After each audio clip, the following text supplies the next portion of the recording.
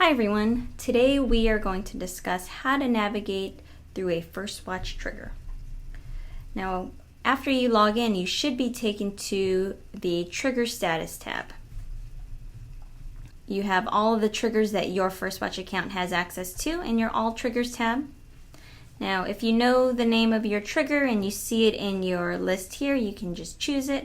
Or if you don't see it and you just want to use your search bar, just type the name of your trigger. And the trigger I'm going to show you today is the Prime County All Responses trigger.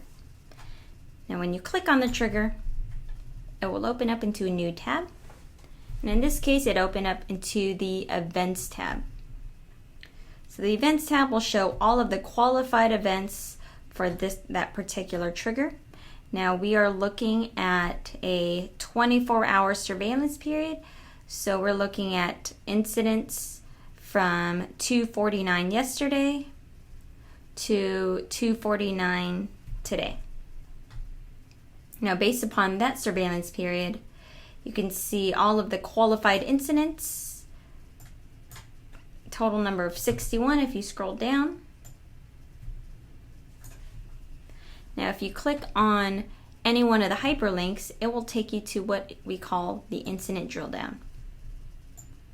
Now the incident drill down will allow you to see further incident detail for that particular incident. So you can see things such as incident comments, all of the units that were assigned to that incident, all of the unit timestamps. Now since I'm in a de-identified mode, all of the HIPAA related data such as address and incident comments are hidden for my FirstWatch account.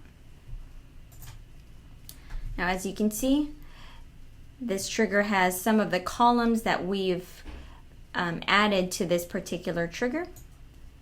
And if your data supports it, we can easily add columns to your FirstWatch trigger if you do not see them here.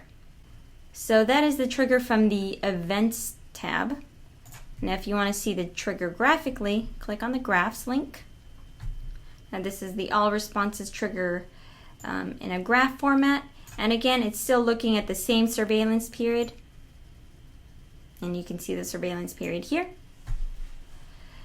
Now, if you would like to look at the trigger from a Maps perspective, click on the Maps link. The Maps link will plot all of the incidents, the qualified incidents, and you can see how they plotted on a map. Now this is our old maps.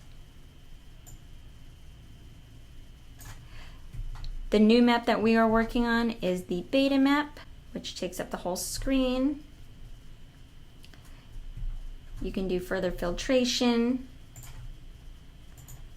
We have heat map related things. You can choose your base map. You can do heat maps. So that is the new map that is coming soon. Now, if you are a transport agency, click on the destination link, and it will show all of the destinations and the units that transported to those destinations. Now, again, you can click on the hyperlink, which will take you to the incident drill down. And then finally, you can go to the analysis tool in order to see historic information. So the analysis tool will allow you to see historical incidents that fell outside of the surveillance period for that particular trigger. So it will default to the past week or the last week, but if you need to go further back, just enter your custom date range here. And then finally, choose the view that you want to see that particular trigger. So do you want to see it from the event list? Do you want to see it graphically, how it plotted on a map? Destination, so where that unit transported to. Historical alerts, and time series by day is just an EKG of all of the qualified incidents for that particular trigger.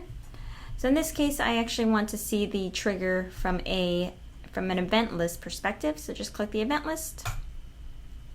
Wait for it to load. And based upon the date range that I've chosen, you can see all of the qualified incidents for this particular trigger. You can see there have been a total of 297. It will only show 50 records per page, so you can expand that to show all of the qualified incidents.